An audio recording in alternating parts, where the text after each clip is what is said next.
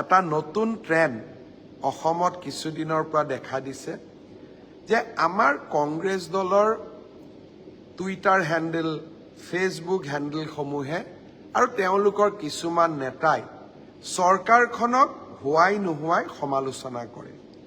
যোৱাকালি মই যেতিয়া ঝাৰখণ্ডত আছিলোঁ, একাংশ লোকে অসমৰ ছ'চিয়েল মিডিয়াত হাহাকাৰ লগাই দিলে যে অসমৰ চৰকাৰী চিকিৎসালয়সমূহৰ পৰা দৰ্জনে দৰ্জনে ডক্টৰে পদত্যাগ কৰিছে।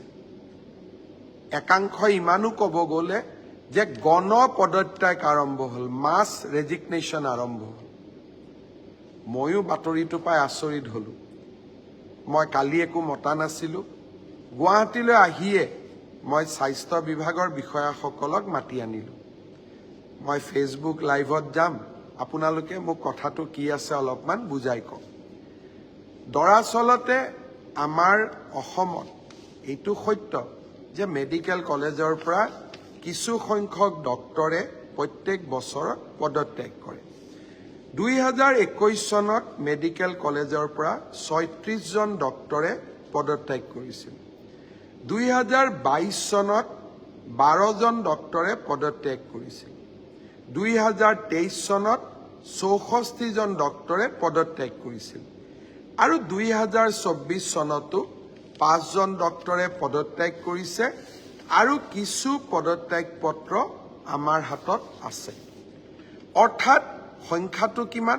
2021ত 36 গৰাকী, 2022ত 12 গৰাকী, 2023ত 64 গৰাকী আৰু 2024ত এতিয়ালৈকে 5 গৰাকী, ভৱিষ্যতলৈকে হয়তো আৰু কিছু সংখ্যক পদত্যাগ পত্ৰ আমি গ্ৰহণ কৰিম।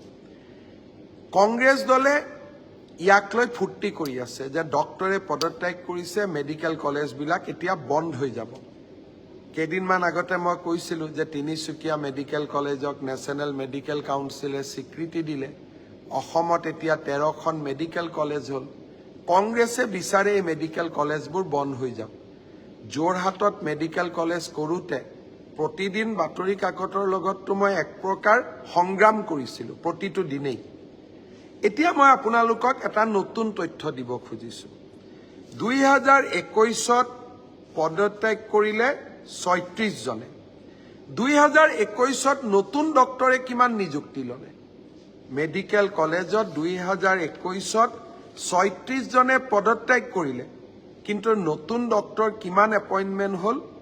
2021ত নতুন ডক্টৰ এপইণ্টমেণ্ট হ'ল 2079, 279। 36 জনে পদত্যাগ কৰিলে, 279 জনে নতুন চাকৰি পালে। তাৰমানে আমাৰ লাভ হ'ল নে লোকচান হ'ল?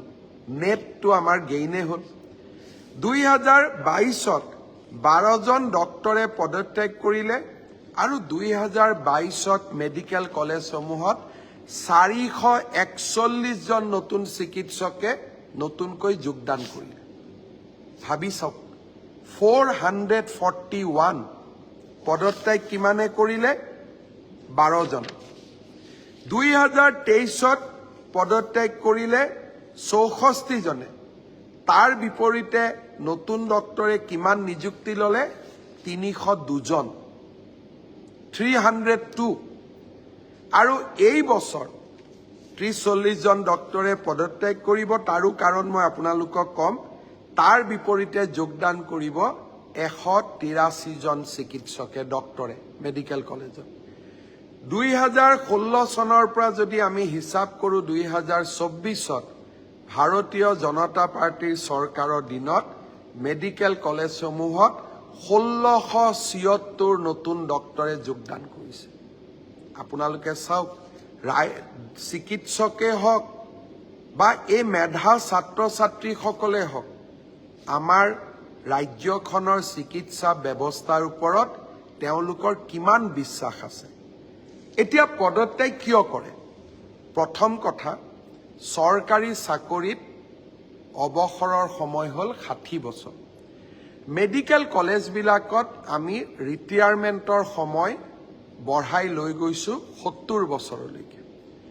এতিয়া 60ৰ পৰা 70 বছৰ বয়সত বহু ডক্টৰে কাম কৰিব নোৱাৰে, কাৰণ শৰীৰ সকলোৰে একে নাথাকে।